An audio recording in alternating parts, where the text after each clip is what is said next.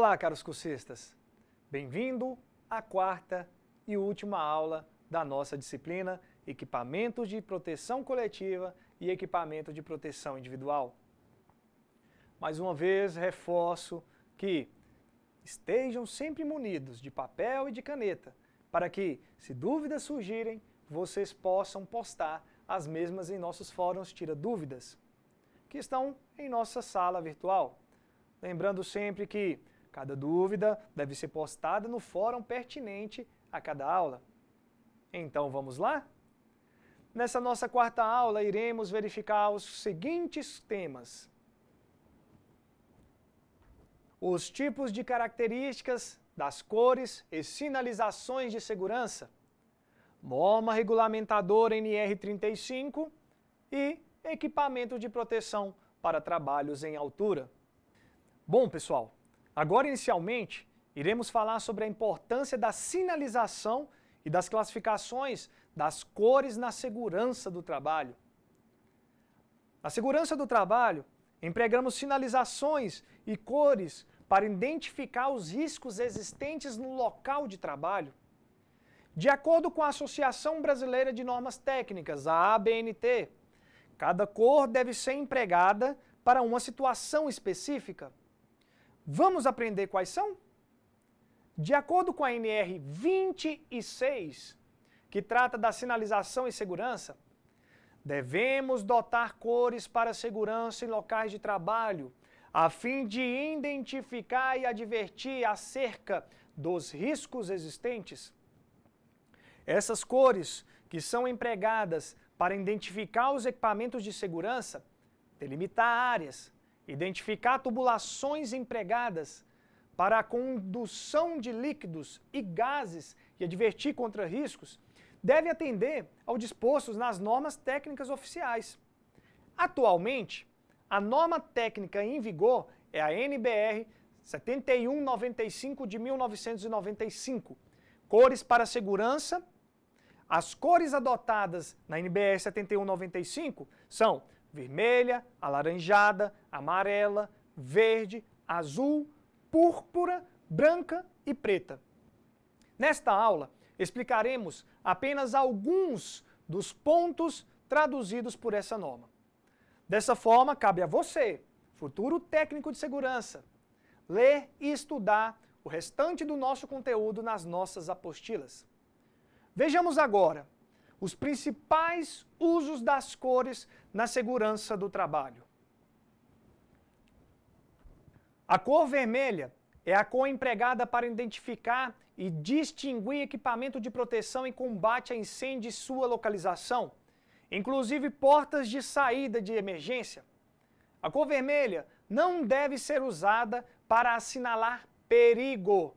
Também é utilizada em sinais de parada obrigatórias e de proibição, e em botões interruptores para paradas de emergência. Verificamos então que a cor vermelha irá nos avisar apenas sobre os equipamentos e dispositivos de proteção e combate a incêndio. Lembre sempre que não significa perigo. Para isso teremos uma cor específica. Agora vamos verificar o significado da cor alaranjada na segurança do trabalho. A cor alaranjada é a cor empregada para identificar o perigo. Exemplo de aplicação: portas móveis e perigosas de máquinas e equipamentos, faces e proteções internas de caixa de dispositivos elétricos que possam ser abertas.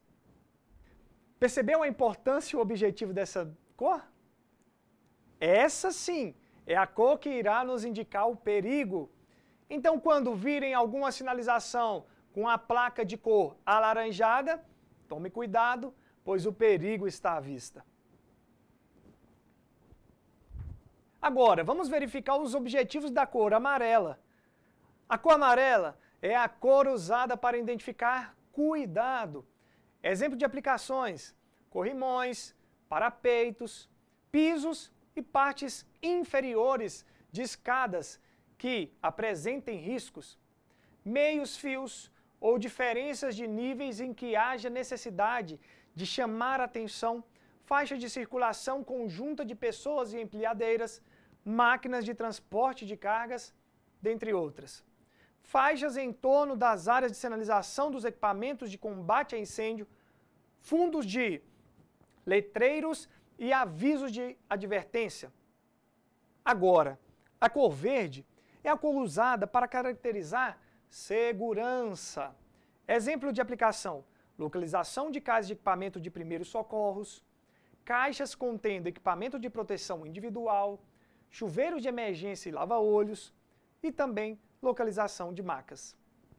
Caros cursistas, temos ainda as cores azul, que irá nos indicar uma ação obrigatória, como utilização de EPIs. Temos também a cor branca, que nos indicará passarelas, e a cor preta, que irá indicar coletores de resíduos da área. As cores também são empregadas para diferenciar as tubulações, que conduzem diferentes tipos de fluidos, materiais fragmentados e condutores elétricos.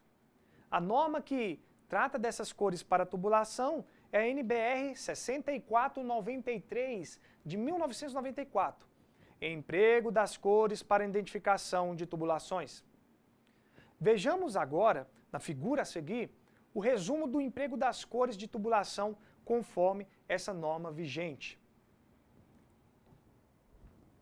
Podemos analisar pela figura que temos a cor branca, que irá fazer o controle e também sinalização, que por essa tubulação temos o vapor. A cor alaranjada para a tubulação, que vai nos dizer os produtos químicos não gasosos. A cinza, que vai nos falar do vácuo, que vai estar passando nessa tubulação. O ar comprimido é representado pela cor azul. Uma tubulação onde nós conseguimos identificar gases não liquefeitos, nós temos a cor amarela. Já na cor de alumínio para tubulação, vai nos indicar gases liquefeitos, inflamáveis e combatíveis, de baixa viscosidade. Por exemplo, os óleos diesel, gasolina, querosene, óleo lubrificante e também os solventes. Já na cor verde para tubulação, nós temos, representando água, exceto a destinada a combater incêndios. Na cor preta para tubulação, nós podemos determinar que está lá os inflamáveis e combustíveis de alta viscosidade, por exemplo, os óleos combustíveis, alcatrão, asfalto e piche. Na cor vermelha, nós podemos já determinar que por essa tubulação vai estar passando uma água e outras substâncias destinadas, aí sim, a combater a incêndios. Na cor cinza escuro, nós podemos determinar que por essa tubulação está passando um eletroduto, na verdade. A cor cinza escuro representa o eletroduto que vai estar passando um material elétrico, um condutor. Agora, na tubulação que estiver representado pela cor marrom, materiais fragmentados como um petróleo bruto que vai estar passando por ela. Mas, e as sinalizações escritas e ou de ilustrações?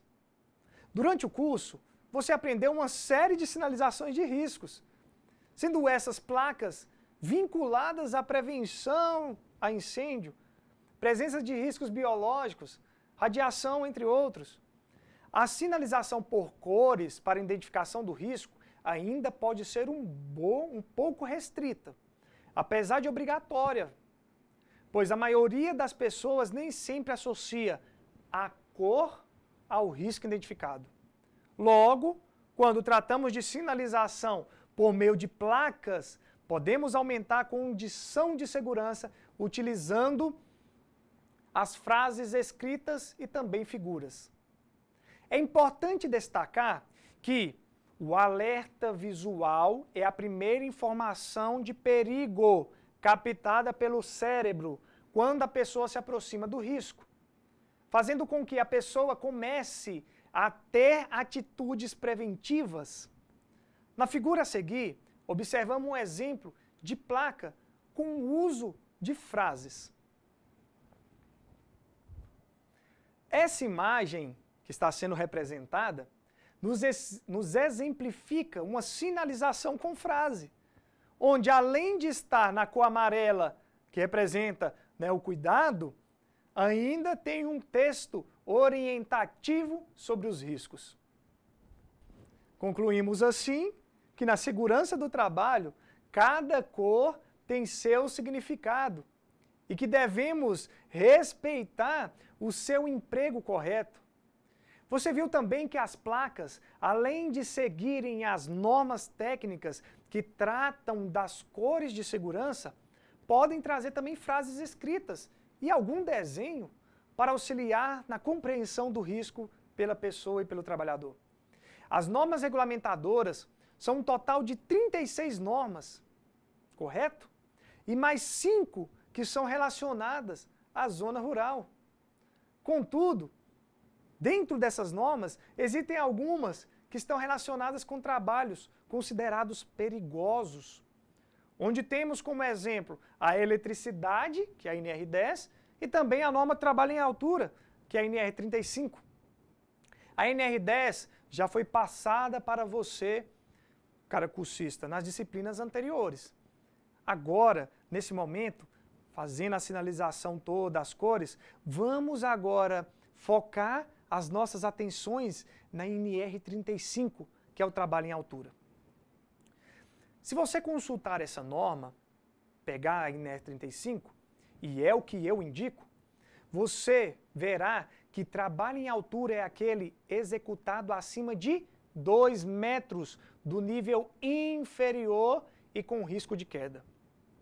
Uma das medidas de proteção, por exemplo, é fazer a avaliação prévia das condições existentes no local, estudar e implantar ações e medidas complementares de segurança. A NR35 é própria para o trabalho em altura. Nela, encontramos os requisitos mínimos e as medidas de proteção para esse tipo de trabalho, desde o planejamento da atividade até a execução, garantindo a segurança e também a saúde de quem está diretamente envolvido ou indiretamente envolvido nesse tipo de atividade. É muito importante você saber que a NR35, tal como as outras normas, complementa-se com as normas determinadas pelos órgãos oficiais competentes, ou ainda com as internacionais de mesmo objetivo.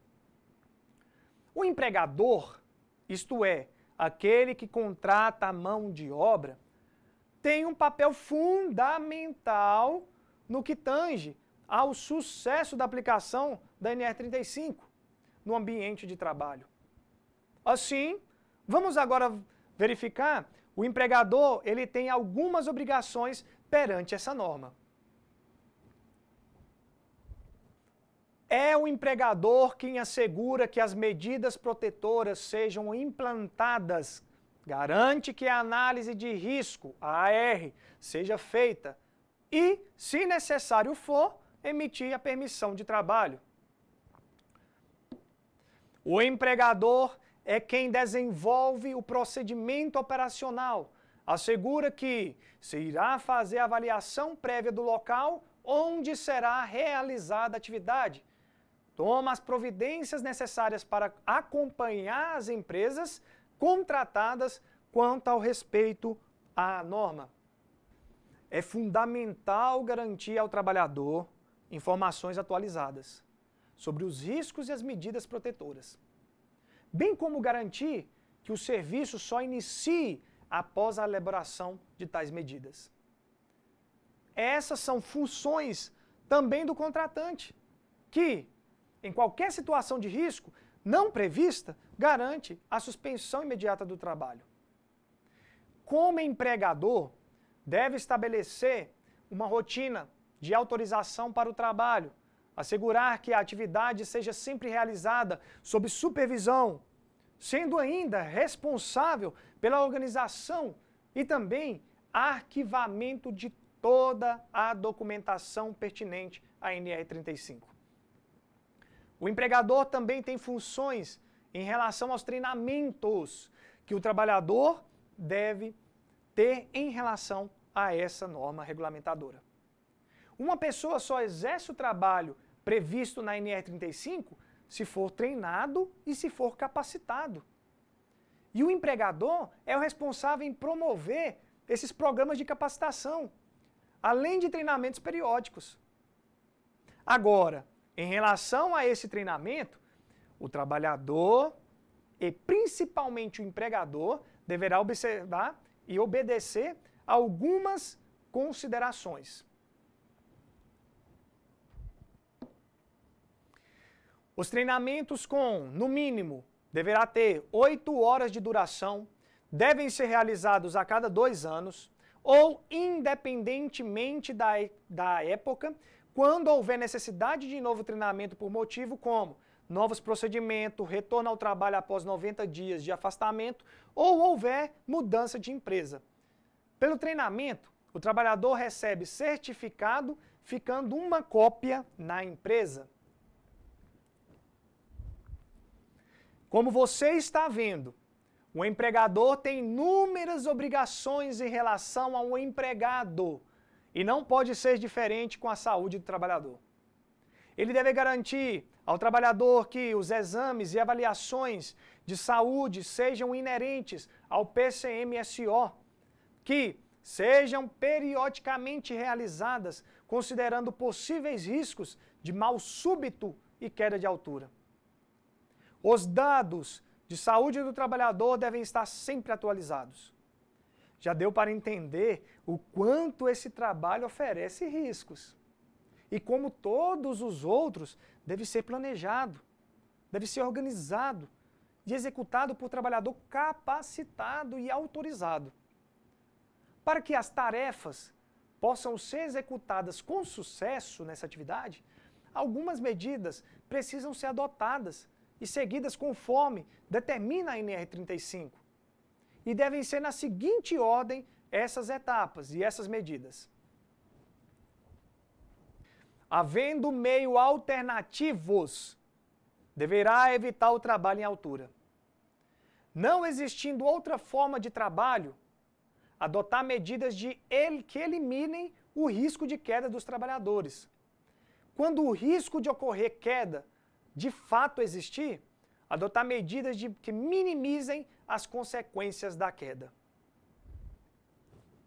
Tenha sempre em mente que todo trabalho em altura só pode ser realizado sob supervisão definida pela análise de riscos.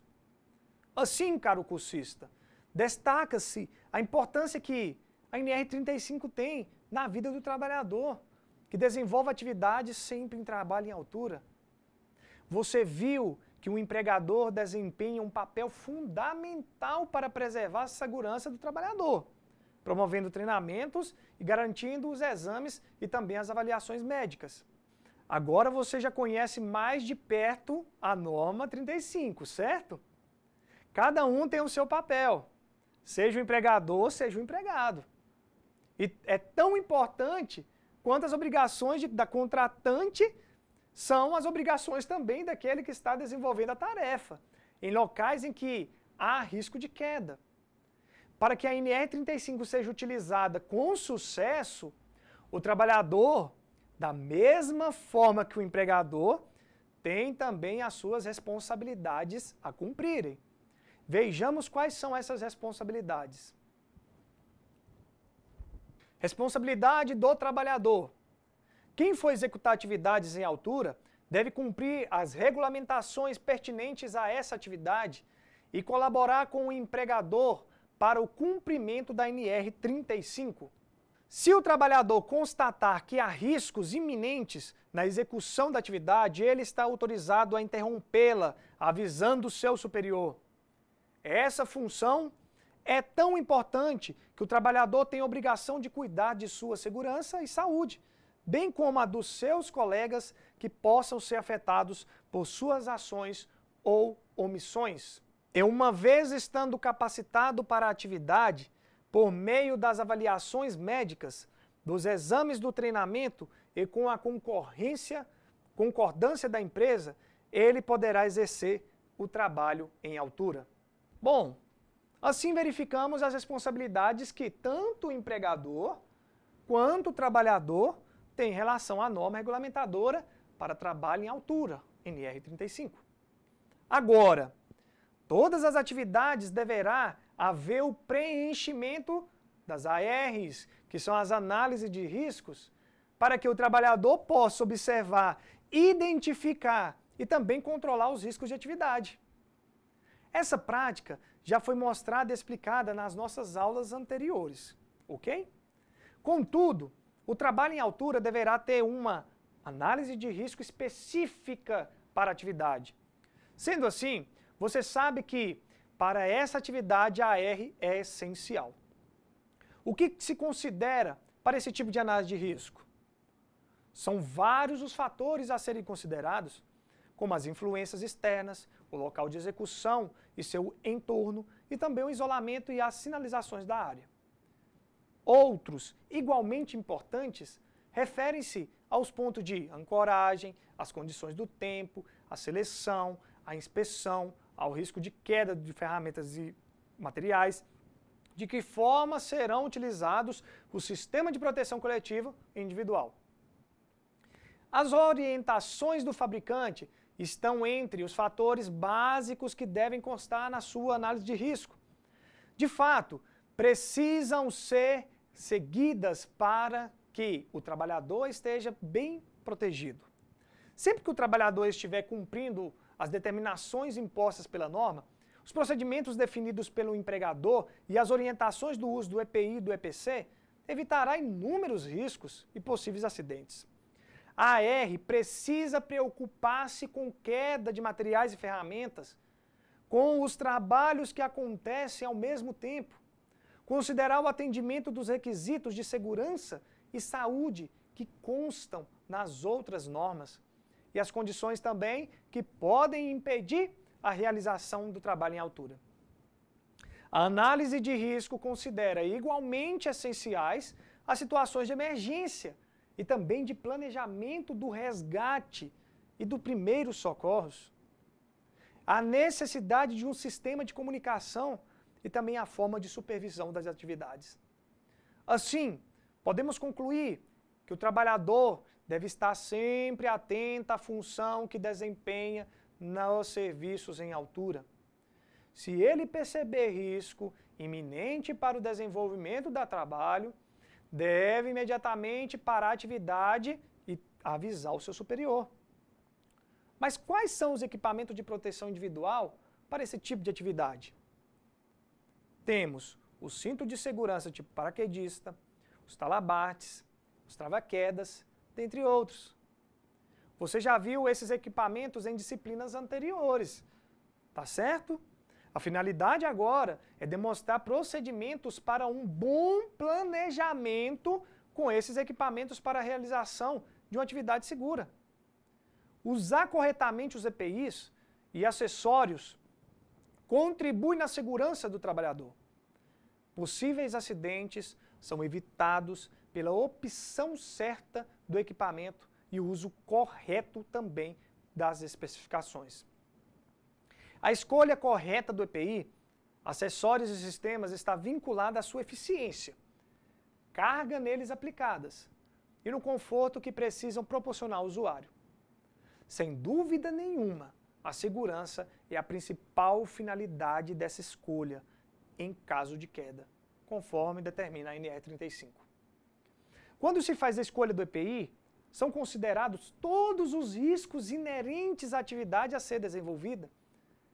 Segundo a NR35, isso quer dizer que, além da preocupação com os riscos aos quais o trabalhador está exposto, pensa-se ainda nos riscos adicionais. O uso seguro do equipamento de proteção está diretamente ligado às inspeções que devem ser realizadas na aquisição do EPI e periodicamente. Da mesma forma, se procede com os acessórios e sistemas de ancoragem, jamais aceite ou adquire qualquer equipamento se possuir defeitos. Qualquer problema pode levar o trabalhador ao óbito em caso de queda. Outro fato fundamental é inspecionar tudo antes do início da atividade, fazendo parte da rotina do trabalhador, indiscutivelmente.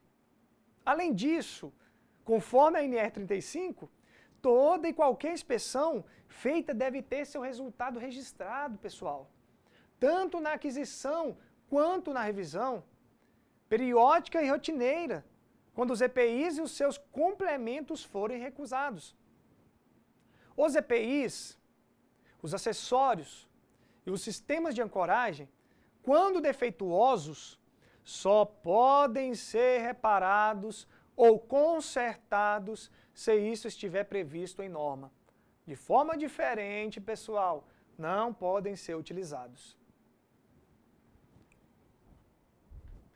Quando vemos trabalhadores nessa função, trabalhando em altura, imediatamente reparamos no cinto de segurança, que é do tipo, na imagem que nós estamos vendo, tipo paraquedista, e tem um dispositivo para conexão em sistema de ancoragem. Observe a imagem. Um trabalhador bem planejado, que planeja a sua atividade, e com os procedimentos corretos, certamente trará uma segurança muito grande para o trabalhador executar a atividade. O sistema de ancoragem deve ser estabelecido pela análise de risco, como determina a NR35, não esqueçam. A esse sistema o trabalhador permanecerá conectado durante a atividade que o acompanha ao risco de queda. O talabate e o trava-quedas devem ser presos acima da cintura do operário a fim de restringir a altura da queda. O ponto de ancoragem só pode ser definido por profissional habilitado, pessoal, e responsável, e devem ser inspecionados antes de ser utilizado. Assim, caros alunos, nós chegamos ao final da nossa quarta e na nossa última aula.